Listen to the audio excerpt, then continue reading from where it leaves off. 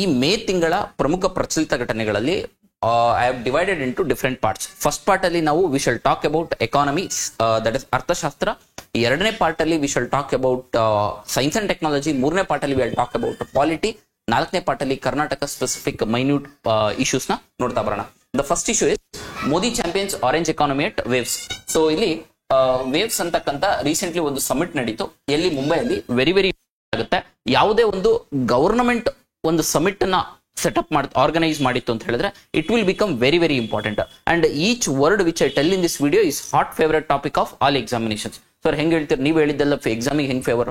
ಯಾಕೆಂದ್ರೆ based on decade experiences we can predict some questions, statements ಅಲ್ಲಿ ಹೆಂಗಾಗ್ತವೆ ಅಂತ multiple examination question papers solve ಮಾಡಿರೋದ್ರಿಂದ. ಸೊ ಅದರಲ್ಲಿ what is the full form of this waves? So ಇಲ್ಲಿ we are talking about waves summit.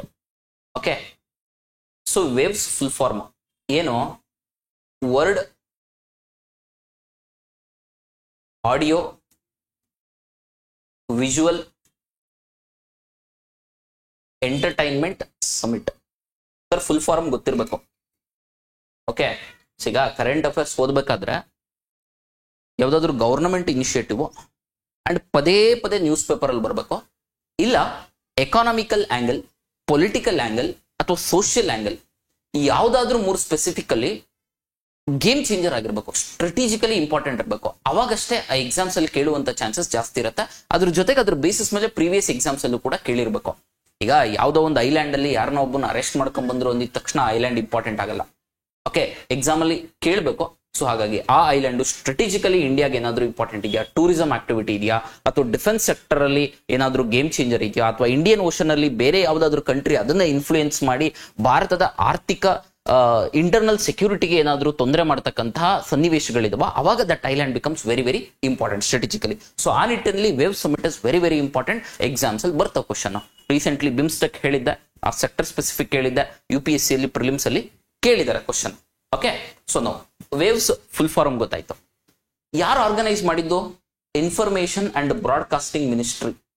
Okay, ಈ ಒಂದು summit ಅಲ್ಲಿ ನರೇಂದ್ರ ಮೋದಿ ಅವರು our honourable prime minister as used the term called orange economy.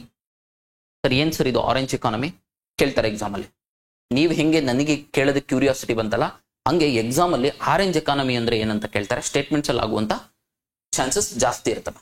Sir orange economy refers to creative economy. What economy? Creative economy. Sir ಏನಿದು creative economy ಅಂತ?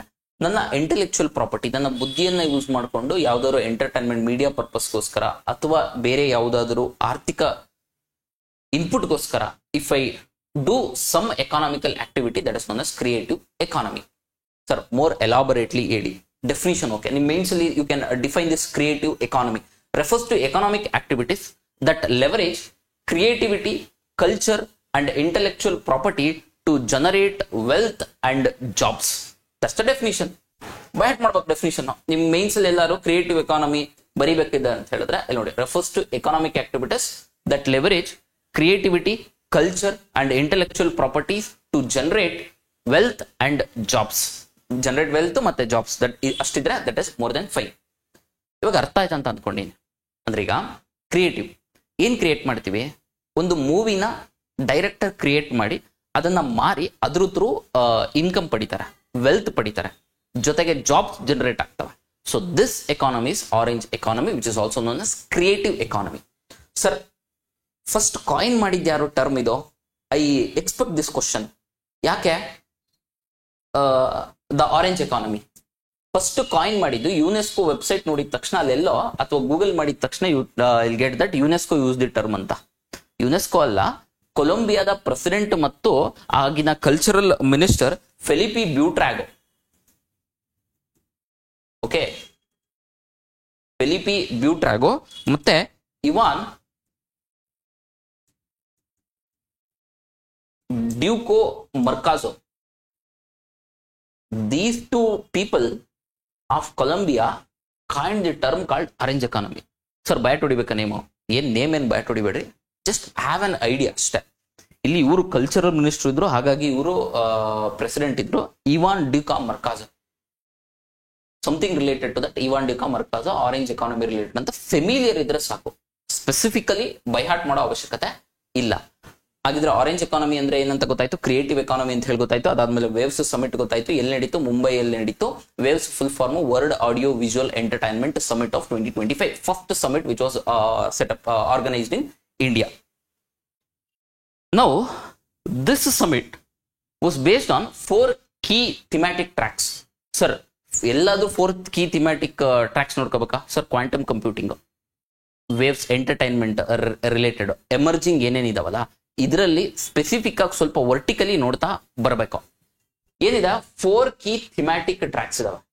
Themes ಅಂದ್ರೆ ಗೊತ್ತಂತ ಅನ್ಕೊಂಡಿನಿ, ಒಂದೊಂದೊಂದೊಂದು ಸ್ಪೆಸಿಫಿಕ್ ಏರಿಯಾಗೆ ವೈಸು ಡಿವೈಡ್ ಮಾಡಿ ಎಂಟರ್ಟೈನ್ಮೆಂಟ್ ಅಂದ್ರೆ ಸಮಿಟ್ ಆಗಿದೆ. ಸೊ ಈ ಸೆಕ್ಟರ್ಗೆ ಇಷ್ಟಿಷ್ಟ ಅಂತ. ಎಂಟರ್ಟೈನ್ಮೆಂಟ್ ಸೆಕ್ಟರ್, ಎಂಟರ್ಟೈನ್ಮೆಂಟ್ ಅಲ್ಲಿ ಸಬ್ ಥೀಮ್ಸ್. ಅದ್ರಲ್ಲಿ ಫಸ್ಟ್ ಥೀಮ್ ಬಂದ್ಬಿಟ್ಟು broadcasting and infotainment. So what is this broadcasting and infotainment? Just have an idea. Broadcasting ಎಲ್ಲಿ ಬ್ರಾಡ್ಕಾಸ್ಟ್ ಮಾಡ್ತಾರೆ? ಟೆಲಿವಿಷನ್ ಅಲ್ಲಿ ಬ್ರಾಡ್ಕಾಸ್ಟ್ ಮಾಡ್ತಾರೆ, radio, DTH. This is based on broadcasting and infotainment. Second theme is AVGC and XR. Sir very very important. AVGC sector challenges and recent policies of Karnataka government ಜೊತೆಗೆ union government ಎರಡು ತಂದಿರತಕ್ಕಂಥ AVGC sector related ಗೊತ್ತಿರಬೇಕು. ನಿಮ್ಮ prelims point of view form ಅಲ್ಲಿ just know the full form of AVGC as well. ಏನ್ AVGC? Animation, visual effects, gaming and comics extended reality. Okay, ಇದರ challenges V shall C.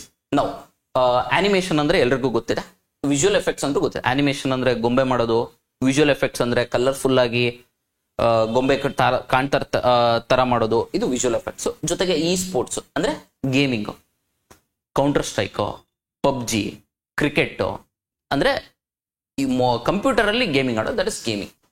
Letter going to comics. Comics obviously it's about story telling. ಅದಾದ್ಮೇಲೆ augmented reality and virtual reality, ಎರಡು most important ಆಗ್ತವೆ. Augmented reality ಅಂದ್ರೆ ಏನು, virtual reality ಅಂದ್ರೆ ಏನು ಅಂತ ನಿಮ್ಮ ಯಾವುದೇ ಗ್ರೂಪ್ ಸಿ ಎಕ್ಸಾಮ್ಸ್ ಅಲ್ಲಿ they might ask. Already UPSC ಅಲ್ಲಿ ಕೇಳಿದ್ದಾರೆ 2019 ಅಲ್ಲಿ. What is this? V shall see the question also. ಏನ್ ಅಗ್ಯುಮೆಂಟೆಡ್ ರಿಯಾಲಿಟಿ ಅಂದ್ರೆ, ಕಂಪ್ಯೂಟರ್ ಅಲ್ಲಿ ನನ್ನನ್ನು ನೀವು ನೋಡ್ತಿರೋದು ಅಗ್ಯುಮೆಂಟೆಡ್ ರಿಯಾಲಿಟಿ. ಅಥವಾ ನಾನೊಂದು ಮೀಟಿಂಗ್ ಮಾಡ್ಬೇಕಂತ ಅಂದ್ಕೊಂಡಿದ್ದೀನಿ, ಆ ಒಂದು ಎಲೆಕ್ಟ್ರಾನಿಕ್ಸ್ ಟೆಕ್ನಾಲಜಿ ಯೂಸ್ ಮಾಡಿ ಒಂದು ಆರ್ಟಿಫಿಷಿಯಲ್ ಆಗಿ ಕ್ರಿಯೇಟ್ ಮಾಡಿ ಅದನ್ನ ನಾನು ತೋರಿಸ್ತಾ ಇದ್ದೀನಿ, ಪ್ರೊಜೆಕ್ಷನ್ ಮಾಡ್ತಾ ಇದ್ದೀನಿ ಅಂದ್ರೆ ಅದು ಅಗ್ಯುಮೆಂಟೆಡ್ ರಿಯಾಲಿಟಿ. ಸರ್ ವರ್ಚುವಲ್ ರಿಯಾಲಿಟಿ ಅಂದ್ರೆ ನಾನು ಸುತ್ತಮುತ್ತಲಿನ ಎನ್ವೈರನ್ಮೆಂಟೇ ತೆಗೆದ್ಬಿಡ್ತೀನಿ. ಹಿಂಗೆ ಗೇಮ್ ಆಡೋದಕ್ಕೆ we will be using certain devices.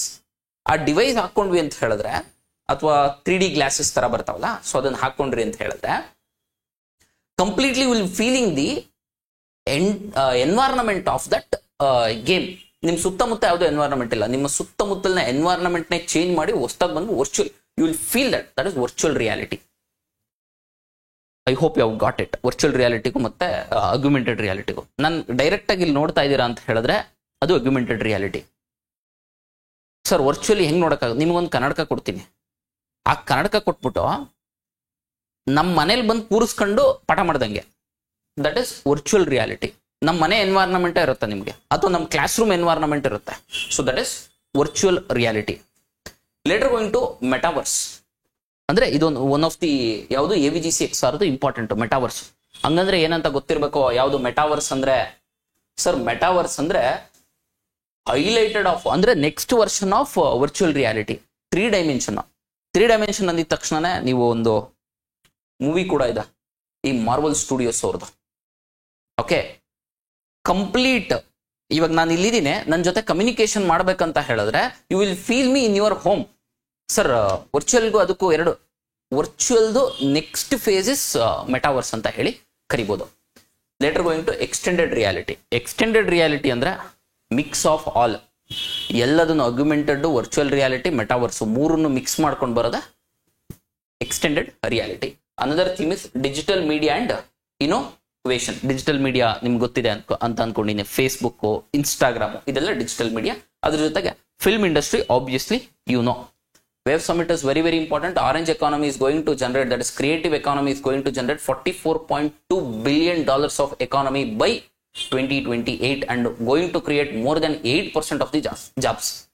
8%ಗಿಂತ ಅಧಿಕ ಜಾಬ್ಸ್ ಎಂಪ್ಲಾಯ್ಮೆಂಟ್ ಕ್ರಿಯೇಟ್ ಮಾಡೋದಿದೆ. ಅದ್ರ $44.2 ಬಿಲಿಯನ್ ಅಷ್ಟು ಆರ್ಥಿಕತೆಗೆ ಪಂಪ್ ಮಾಡೋದಿದೆ. ಸೊ ಹಾಗಾಗಿ ವೆರಿ ವೆರಿ ಇಂಪಾರ್ಟೆಂಟ್ ಆಗುತ್ತೆ ದಿಸ್ ಸಮಿಟ್. 4 ಕೀ ಥೀಮ್ಸ್ ಗೊತ್ತಿರಲಿ, 4 ಥೀಮ್ಸ್.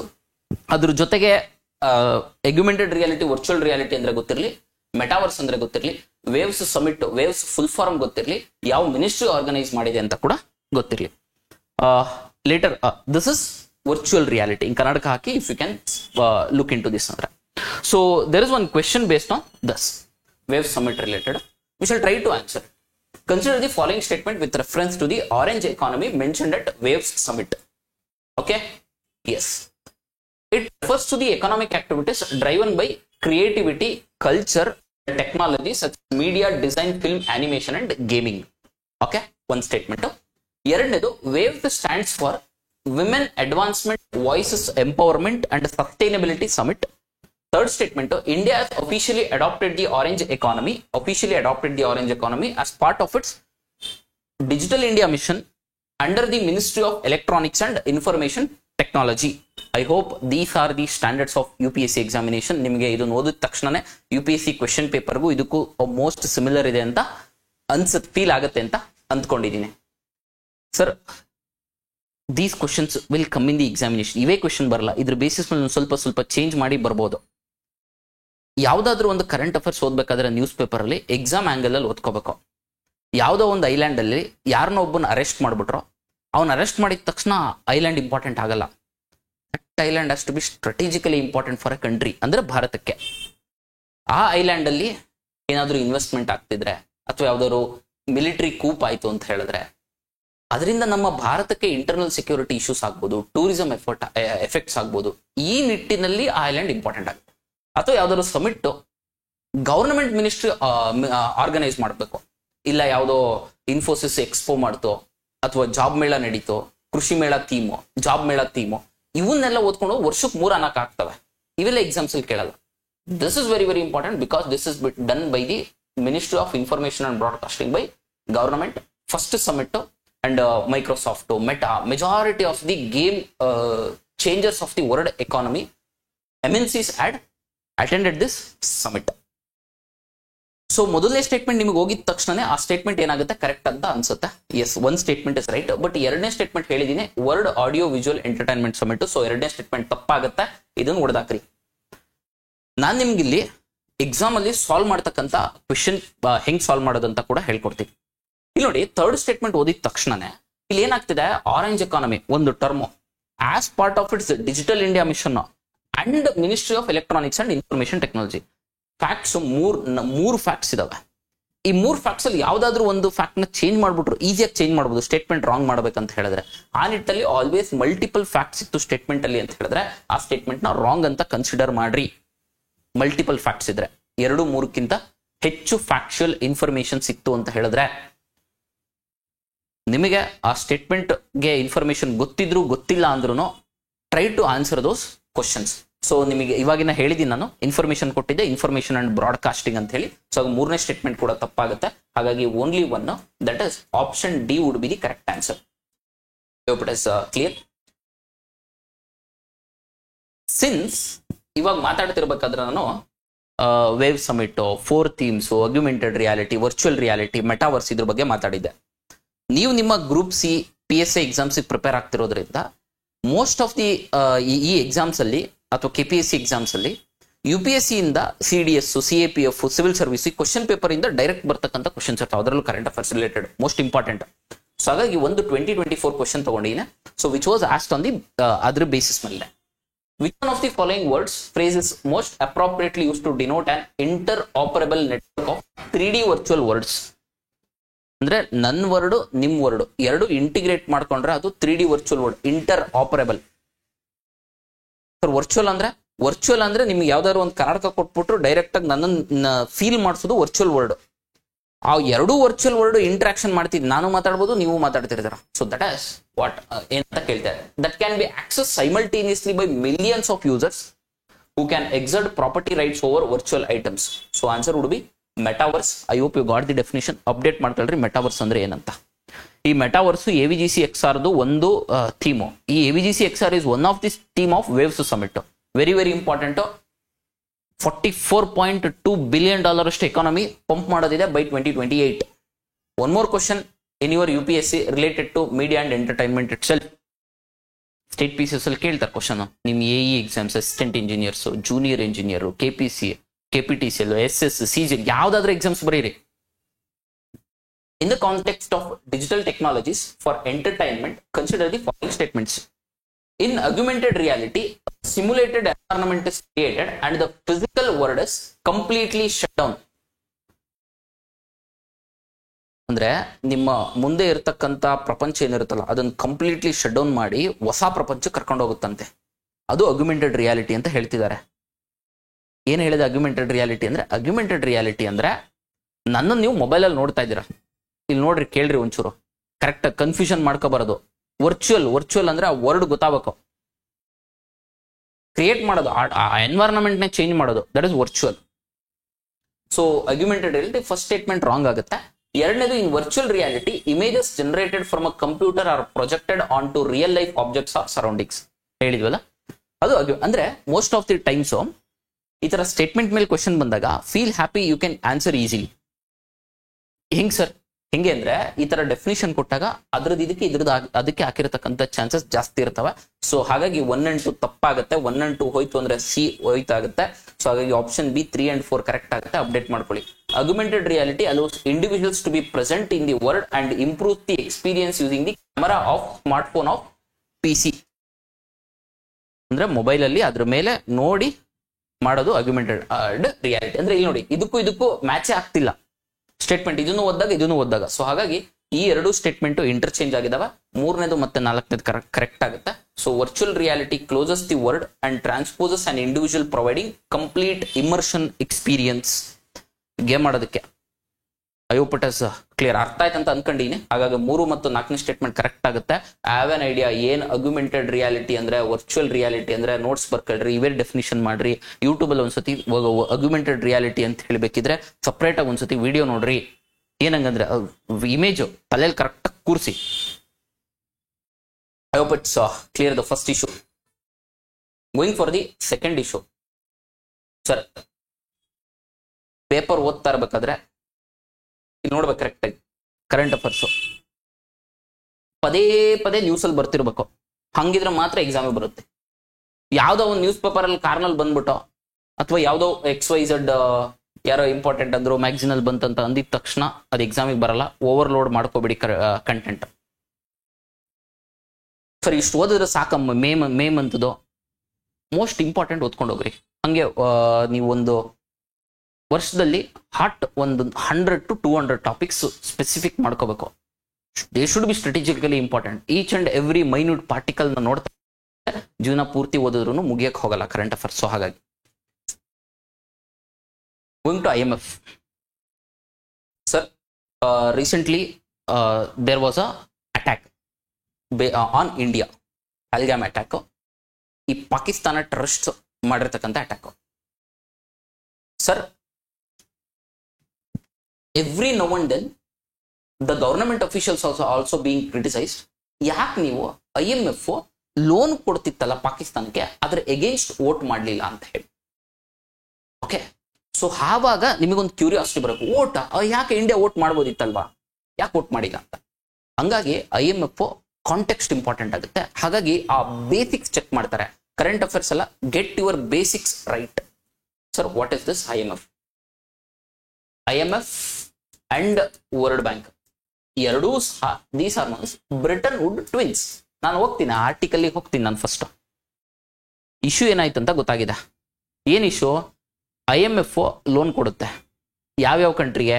ಯಾವುದಾದ್ರೂ ಕಂಟ್ರಿ ಆರ್ಥಿಕವಾಗಿ ಹಿಂದುಳಿದಿತ್ತು, ಬ್ಯಾಲೆನ್ಸ್ ಆಫ್ ಪೇಮೆಂಟ್ ಕ್ರೈಸಿಸ್ ಆಗಿತ್ತು ಅಂದ್ರೆ ಲೋನ್ ಕೊಡುತ್ತೆ.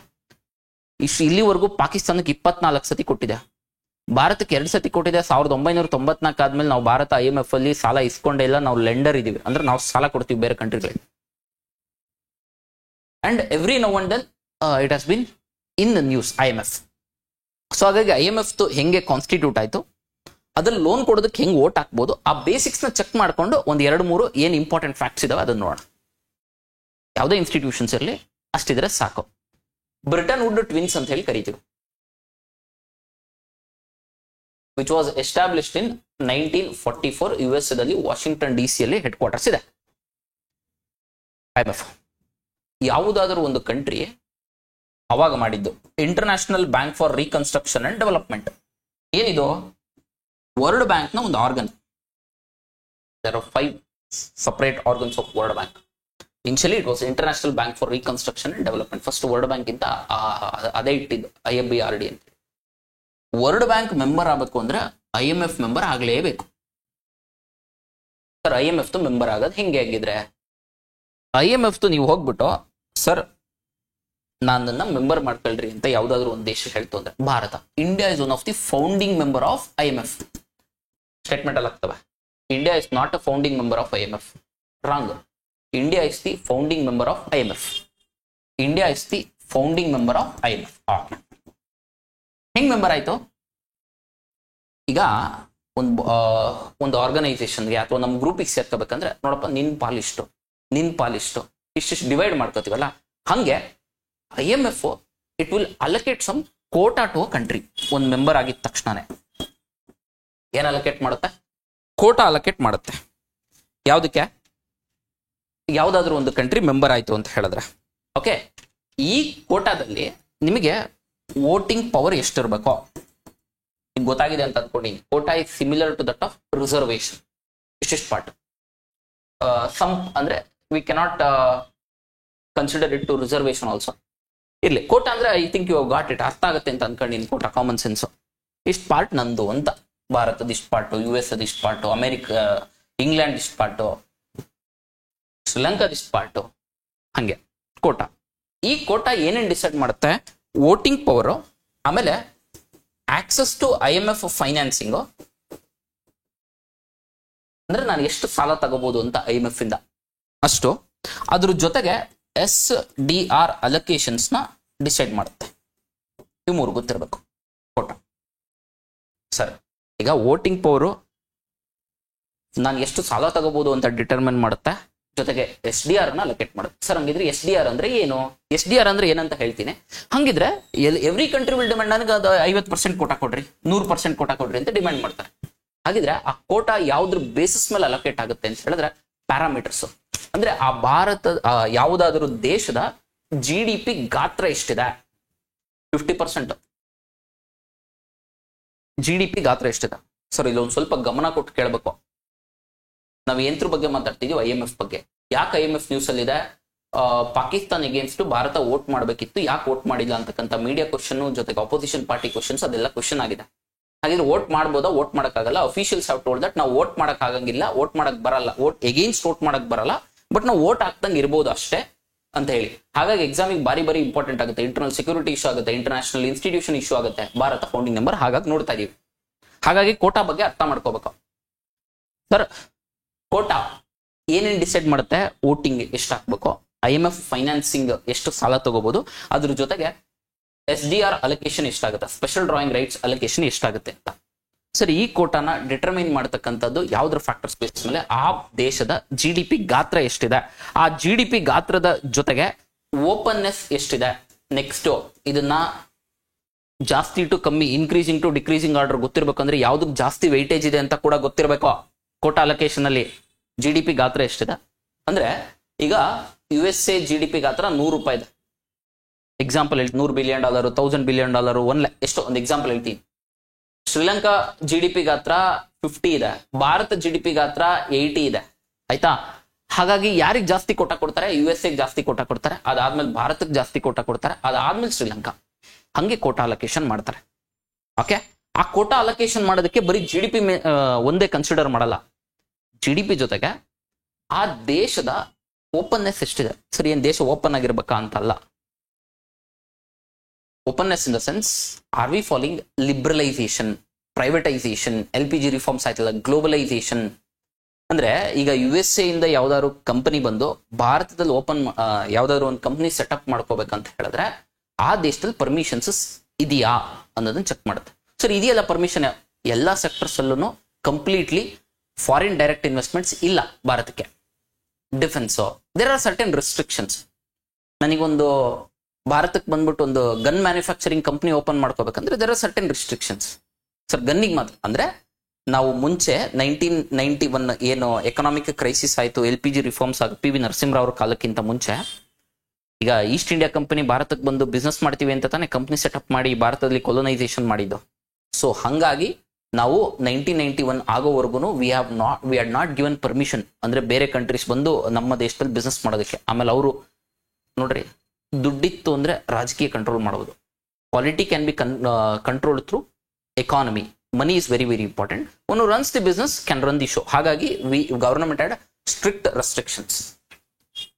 ಹಾಗಾಗಿ ಆ ದೇಶದ ಓಪನ್ನೆಸ್ ಎಷ್ಟಿದೆ, ಅದ್ರ ಜೊತೆಗೆ ಎಕಾನಾಮಿಕ್ ವೇರಿಯಬಿಲಿಟಿ ಎಷ್ಟಿದೆ. ಏನ್ ಸರ್ ಇದು ಎಕಾನಾಮಿಕ್ ವೇರಿಯಬಿಲಿಟಿ ಅಂದ್ರೆ ಈಚ್ ಟರ್ಮ್ ಗೊತ್ತಿರಬೇಕು. ಫಸ್ಟ್ GDP, ಓಪನ್ನೆಸ್, ಆಮೇಲೆ ಎಕನಾಮಿಕ್ ವೇರಿಯಬಿಲಿಟಿ. ಏನ್ ಎಕನಾಮಿಕ್ ವೇರಿಯಬಿಲಿಟಿ ಅಂದ್ರೆ ಬ್ಯಾಲೆನ್ಸ್ ಆಫ್ ಪೇಮೆಂಟ್ ಅಲ್ಲಿ ಕರೆಂಟ್ ಅಕೌಂಟ್, ಕ್ಯಾಪಿಟಲ್ ಅಕೌಂಟ್ ಅಂತ ಹೇಳಿ ಬರುತ್ತೆ. ಅಂದ್ರೆ ನಾವು ಎಷ್ಟು ಎಕ್ಸ್ಪೋರ್ಟ್ ಮಾಡ್ತೀವಿ, ಎಷ್ಟು ಇಂಪೋರ್ಟ್ ಮಾಡ್ತೀವಿ, ಫಾರೆಕ್ಸ್ ರಿಸರ್ವ್ಗೆ ಎಷ್ಟು ದುಡ್ಡು ಆಚೆ ಹೋಗ್ತಿದೆ, ಎಷ್ಟು ದುಡ್ಡು ಈಚೆ ಬರ್ತಿದೆ, ಅದನ್ನ ಎಕನಾಮಿಕ್ ವೇರಿಯಬಿಲಿಟಿ ಅಂತ ಕರಿತೀವಿ. 4ನೇದು ಇಂಟರ್ನ್ಯಾಷನಲ್ ರಿಸರ್ವ್ಸ್. ಇವು 4 ಬೇಸಿಸ್ ಮೇಲೆ ಕೋಟಾ ಅಲೋಕೇಶನ್ ಆಗುತ್ತೆ. ಕೋಟಾ ಅಲೋಕೇಶನ್ ಆದ್ಮೇಲೆ ವೋಟಿಂಗ್ ಪವರ್, IMF ಫೈನಾನ್ಸಿಂಗು, ಅದಾದ್ಮೇಲೆ SDR ಅಲೋಕೇಶನ್ಸ್ ಕೂಡ ಎಷ್ಟೆಷ್ಟಿರುತ್ತೆ ಅಂತ ಗೊತ್ತಾಗುತ್ತೆ. I hope it is clear. ಈ 4 ಫಸ್ಟ್ GDP ಅತಿ ಪ್ರಾಮುಖ್ಯತೆ, ಅದಾದ್ಮೇಲೆ ಓಪನ್ನೆಸ್, ಅದಾದ್ಮೇಲೆ ಎಕನಾಮಿಕ್ ವೇರಿಯಬಿಲಿಟಿ, ಇಂಟರ್ನ್ಯಾಷನಲ್ ರಿಸರ್ವ್ಸ್ ಅಂತ ಹೇಳಿದ್ರೆ ಫಾರೆಕ್ಸ್ ರಿಸರ್ವ್ ಎಷ್ಟಿದೆ. ಫಾರೆಕ್ಸ್ ರಿಸರ್ವ್ ಅಂದ್ರೆ ಗೊತ್ತಂತ ಅನ್ಕೊಂಡಿನಿ, ಬೇಸಿಕ್ ಗೊತ್ತಿರಬೇಕು. ಫಾರೆಕ್ಸ್ ರಿಸರ್ವ್ ಅಂದ್ರೆ ಏನಿಲ್ಲ, RBI ಯಾವ್ದಾದ್ರು ಸೆಂಟ್ರಲ್ ಬ್ಯಾಂಕ್ ಮೇಂಟೈನ್ ಮಾಡ್ತಿರುತ್ತೆ. ಫಾರಿನ್ ಕರೆನ್ಸಿ, SDR, ಗೋಲ್ಡ್ ಇವನ್ನೆಲ್ಲ ಮೇಂಟೈನ್ ಮಾಡ್ತಾರೆ. ಸರಿ, SDR ಅಂತ ಯೂಸ್ ಮಾಡ್ತಿದ್ರೆ SDR ಅಂದ್ರೆ ಏನಂತ ಹೇಳಿಲ್ಲ. ಇಷ್ಟು ಅರ್ಥ ಆಯ್ತಂತ ಅನ್ಕೊಂಡಿನಿ. IMF ಬ್ರಿಟನ್ ಟ್ವಿನ್ಸ್ ಒಂದು ಕಂಟ್ರಿ ಆಗಿದ್ರೆ ಮಾತ್ರ ವರ್ಲ್ಡ್ ಬ್ಯಾಂಕ್ ಮೆಂಬರ್ ಆಗ್ಬೋದು. ಅದ್ರ ಜೊತೆಗೆ ಮೆಂಬರ್ ಆಗ್ಬೇಕು ಅಂದ್ರೆ ಕೋಟಾ ಅಲೋಕೇಶನ್ಸ್ ಮಾಡುತ್ತೆ. ಕೋಟಾ ಅಲೋಕೇಶನ್ಸ್ ಗೆ ನಮಗೆ ವೋಟಿಂಗ್ ಪವರ್ ಎಷ್ಟು, IMF ಫೈನಾನ್ಸಿಂಗ್ ಎಷ್ಟು, SDR ಅಲೋಕೇಶನ್ಸ್ ಎಷ್ಟು ಅಂತ ಮಾಡುತ್ತೆ. ಆ ದೇಶದ ಕೋಟಾ ಯಾವ್ದ್ರ ಮೇಲೆ ಡಿಸೈಡ್ ಮಾಡ್ತಾರೆ ಅಂತ GDP, ಓಪನ್ನೆಸ್, ಎಕನಾಮಿಕ್ ವೇರಿಯಬಿಲಿಟಿ ಮತ್ತೆ ಇಂಟರ್ನ್ಯಾಷನಲ್ ರಿಸರ್ವ್ಸ್. ಹಾಗಿದ್ರೆ ಹೈಯೆಸ್ಟ್ ಇರ್ತಕ್ಕಂಥದ್ದು 16.85 which is of USA. Sir ಈ ಪಾರ್ಟ್ ನೆನ್ಪಿಡ್ಕೊಬೇಡ್ರಿ, ಎಷ್ಟು ಏನೋ ಇದು ಎಷ್ಟು ಪರ್ಸೆಂಟೇಜ್ ಅಂತ ನೆನ್ಪಿಟ್ಕೊಳ್ಳೋ ಅವಶ್ಯಕತೆ ಇಲ್ಲ. Just I'm telling highest quota allocation ಇರೋದು USA.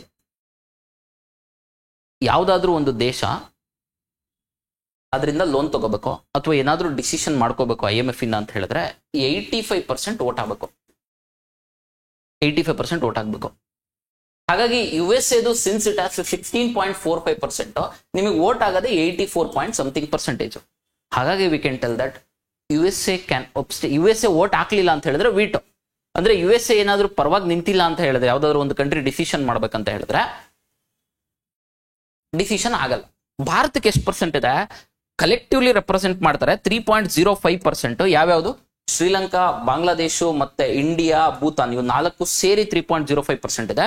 ಭಾರತದ್ದು ನಮಗೆ 2.63% ಅಷ್ಟು ಕೋಟಾ ಇದೆ ಅಷ್ಟೇ. ಸರ್ ಈ ಫ್ಯಾಕ್ಟ್ಸು, ಈ ಒಂದು ನಂಬರ್ಸ್ ಏನಿದಾವೆ ಇಂಪಾರ್ಟೆಂಟ್ ಇಲ್ಲ, ಇವನ್ನೆಲ್ಲ ಬರ್ಕೊಂಡ್ ಕುತ್ಕೋಬೇಡ್ರಿ ಸರ್. ಮತ್ತೆ ನೀವು each and word every important ಅಂತ ಹೇಳಿದ್ರಿ,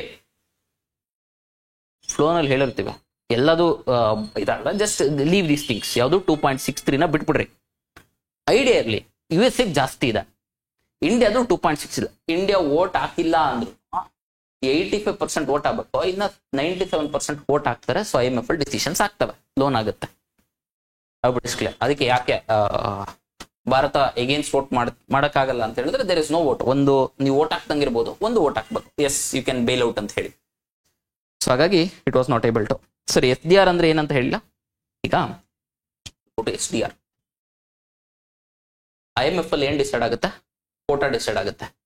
ಯಾವ್ದ್ರ ಬೇಸಿಸ್ ಮೇಲೆ, GDP, ಓಪನ್ನೆಸ್, ಎಕನಾಮಿಕ್ ವೇರಿಯಬಿಲಿಟಿ ಮತ್ತೆ ಇಂಟರ್ನ್ಯಾಷನಲ್ ರಿಸರ್ವ್ಸ್. ಹೈಯೆಸ್ಟ್ ಇರೋದು USAಗೆ, ಭಾರತಕ್ಕೆ ಸ್ವಲ್ಪ ಕಡಿಮೆ 2.6% ಅಷ್ಟಿದೆ.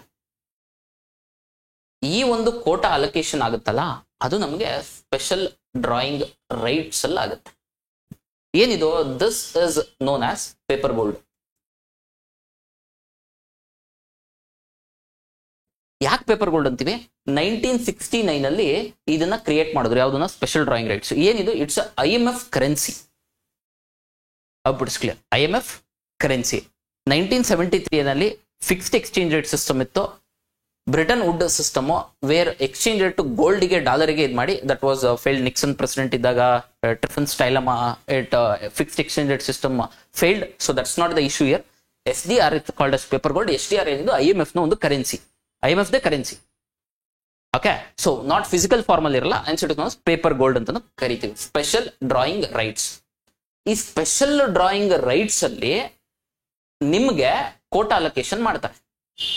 ಓಕೆ, ಇಲ್ಲೊಂದು ಸ್ವಲ್ಪ ಗಮನ ಇಟ್ಟು ಕೇಳ್ರಿ, ಇಲ್ಲಿ ಬರ್ತಾವ ಕ್ವಶನ್. ಸ್ಪೆಷಲ್ ಡ್ರಾಯಿಂಗ್ ರೈಟ್ಸ್ ಅಲ್ಲಿ ಈಗ 100 ರೂಪಾಯಿ ಸ್ಪೆಷಲ್ ಡ್ರಾಯಿಂಗ್ ರೈಟ್ಸ್ ಇತ್ತು ಅಂತ ತಿಳ್ಕೊಳ್ಳಿ, ಅಂದ್ರೆ ಕೋಟಾ ಅದು. ಅದರಲ್ಲಿ ಸಮ್ ಪಾರ್ಟ್ ಅಂದ್ರೆ 25% ನ ಒಂದು ಕಂಟ್ರಿಗೆ ಯಾವಾಗ ಬೇಕಿದ್ರು ದುಡ್ಡು ತಗೋಬಹುದು ಅಂತ ಕೊಡ್ತಾರೆ. ಅದನ್ನ ನಾವು ರಿಸರ್ವ್ ಟ್ರಾಂಚೆ ಪೊಸಿಷನ್ ಅಂತ ಹೇಳಿ ಕರಿತೀವಿ. ಎಕ್ಸಾಂಪಲ್ ಕ್ವಶನ್ ಆಗ್ತವೆ. ರಿಸರ್ವ್ ಟ್ರಾಂಚೆ ಪೊಸಿಷನ್ ಅಂದ್ರೆ ಈಗ 100 ರೂಪಾಯಿ ಕೋಟಾ ಇದೆ ಭಾರತಕ್ಕೆ. ಈ 100 ರೂಪಾಯಿ ಕೋಟಾದಲ್ಲಿ 25 ರೂಪಾಯಿನ ನಾನು ಯಾವಾಗ ಬೇಕಿರೋ ತಗೋಬಹುದು, ಯಾವಾಗ ಬೇಕಿದ್ರು ಮತ್ತೆ ಹಾಕ್ಬೋದು. That is reserve tranche position. IMF ಅಲ್ಲಿ ಇರುತ್ತೆ, ಪ್ರತಿಯೊಂದು ಕಂಟ್ರೀಸಿಗೂ ಇರುತ್ತೆ. ಈ ರಿಸರ್ವ್ ಟ್ರಾಂಚೆ ಪೊಸಿಷನ್ ಅಲ್ಲಿ ನಾನು ದುಡ್ಡು ತಗೋಬೇಕಾದ್ರೆ ಯಾವ ಕಂಟ್ರಿಯ ಪರ್ಮಿಷನ್ ಅವಶ್ಯಕತೆ ಇಲ್ಲ, easy accessible window reserve tranche position ಅಲ್ಲಿ. ಇದು ಬಿಟ್ಬಿಟ್ಟು ನಾನು ಏನಾದ್ರೂ ಲೋನ್ ತಗೋಬೇಕಂತ ಕೇಳಿದ್ರೆ ಇದಾಗುತ್ತೆ ಸರ್. ಇಂಪಾರ್ಟೆಂಟ್ ಈ ಲೋನ್ ಗಿವಿಂಗ್ ಫೆಸಿಲಿಟೀಸ್ ಇಂಪಾರ್ಟೆಂಟ್. ಯಾಕೆಂದ್ರೆ ಪಾಕಿಸ್ತಾನದ್ದು resilience and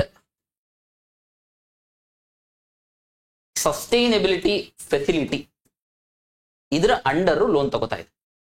resilience and sustainability facility, ಅದ್ರ ಜೊತೆಗೆ ಎಕ್ಸ್ಟೆಂಡೆಡ್ ಫಂಡ್ ಫೆಸಿಲಿಟಿ, ಇವೆರಡೂ ಅಂಡರ್ ಲೋನ್ ತಗೋತಿದೆ.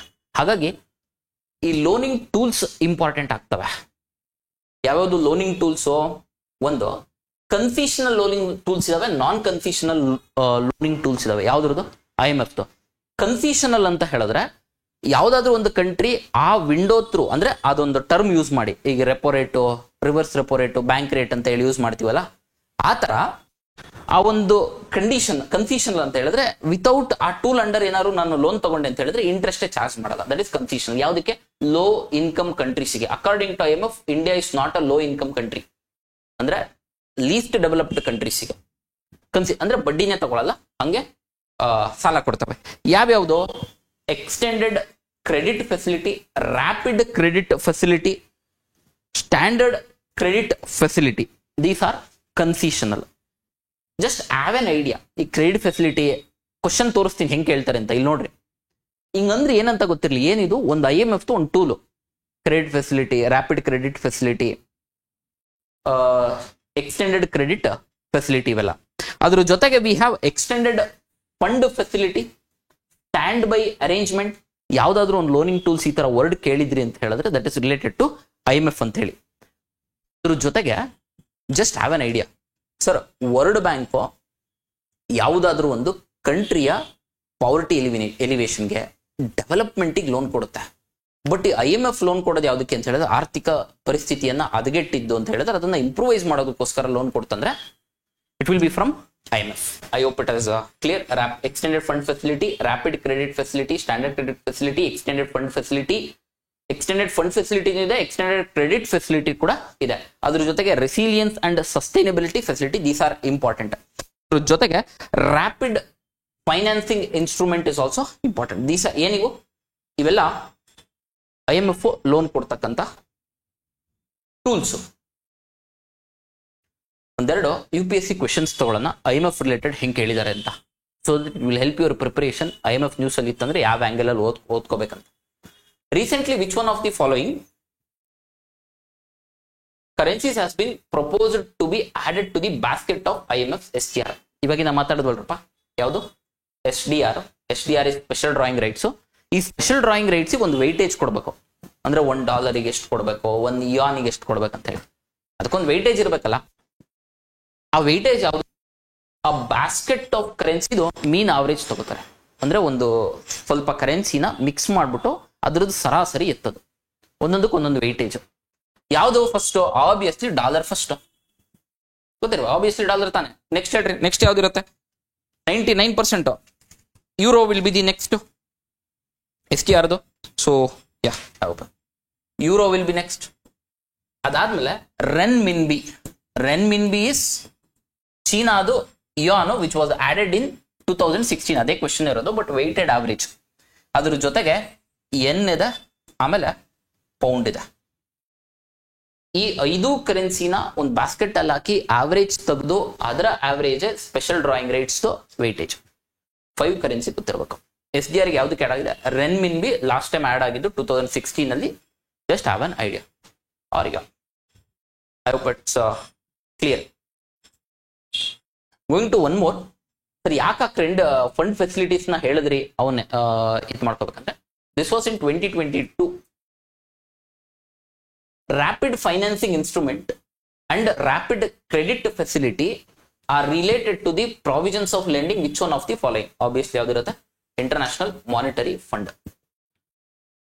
ಹಂಗಂತ ಹೇಳಿ ಇಲ್ಲಿ ಕೊಟ್ಟಿರ್ತಕ್ಕಂಥ ಎಲ್ಲಾ ಬ್ಯಾಂಕ್ಗಳದು ಫಂಡ್ ಫೆಸಿಲಿಟೀಸ್ ಎಷ್ಟೆಷ್ಟಿದಾವೆ ಅದರದೆಲ್ಲ ಟೂಲ್ಸ್ ಎಲ್ಲ ಓದ್ತಾ ಕುತ್ಕೊಬಿಡ್ರಿ. ನ್ಯೂಸ್ ಅಲ್ಲಿ ಬಂದಿತ್ತು 2022 ನಲ್ಲಿ ಶ್ರೀಲಂಕಾ ಬೇಲ್ ಔಟ್ ಆಗ್ತಿತ್ತು IMF ಇಂದ. ಸೊ ಹಾಗಾಗಿ the question has been asked. Going to one more topic, ಅದ್ರ ಜೊತೆಗೆ I miss something. IMF related reports ಯಾವ್ಯಾವ್ದು ರಿಲೀಸ್ ಮಾಡ್ತವೆ ಅಂತ ಗೊತ್ತಿರಲಿ. ರಿಪೋರ್ಟ್ಸ್ ಆಫ್ IMF ಅಂದ್ರೆ ಈ ರಿಪೋರ್ಟ್ ಯಾರು ರಿಲೀಸ್ ಮಾಡಿದ್ದು ಅಂತ. That's the reason I have kept the notes, miss ಆಗಬಾರದಂತ. World economic outlook, this report is released by IMF. Global financial stability report. Sir report ನೋಡಿದ ತಕ್ಷಣನೇ ಎಲ್ಲ ರಿಪೋರ್ಟು ಇದೇ ರಿಲೀಸ್ ಮಾಡುತ್ತೆ ಅಂತ ಬ್ಯಾಟ್ ಹೊಡೆಯಕ್ಕಾಗಲ್ಲ. ಡೆವಲಪ್ಮೆಂಟಿಗೆ ರಿಲೇಟೆಡ್ ಆಗಿ, ಆರ್ಥಿಕತೆಗೆ ಏನಾದರೂ ರಿಲೇಟೆಡ್ ಆಗಿತ್ತು ಅಂತ ಹೇಳಿದ್ರೆ ಅದು IMF. ಅಭಿವೃದ್ಧಿಗೆ ಏನಾದ್ರು ರಿಲೇಟೆಡ್ ಆಗಿತ್ತು ಅಂತ ಹೇಳಿದ್ರೆ ಅದು ವರ್ಲ್ಡ್ ಬ್ಯಾಂಕ್ ರಿಪೋರ್ಟ್ ರಿಲೀಸ್ ಮಾಡೋದು. ವರ್ಲ್ಡ್ ಪ್ರಾಸ್ಪೆಕ್ಟ್ಸ್ ರಿಪೋರ್ಟ್ ಬಂದು ಗ್ಲೋಬಲ್ ಪ್ರಾಸ್ಪೆಕ್ಟ್ಸ್ ರಿಪೋರ್ಟು ಅದು world bank. Is of doing business report world bank. But world economic outlook, global financial stability, ಯಾವುದಾದ್ರೂ ಒಂದು ದೇಶ ಆರ್ಥಿಕವಾಗಿ ಸುಸ್ಥಿರವಾಗಿದೆಯಾ ಇಲ್ವಾ, ಇದ್ರ ರಿಲೇಟೆಡ್ ಆಗಿ ಯಾರು ರಿಪೋರ್ಟ್ ರಿಲೀಸ್ ಮಾಡ್ತಿದ್ದಾರೆ ಅಂತ ಹೇಳಿದ್ರೆ that would be IMF. Have an idea. Global financial stability report, world economic outlook ಯಾರು ರಿಲೀಸ್ ಮಾಡೋದು? IMF. I hope it's clear.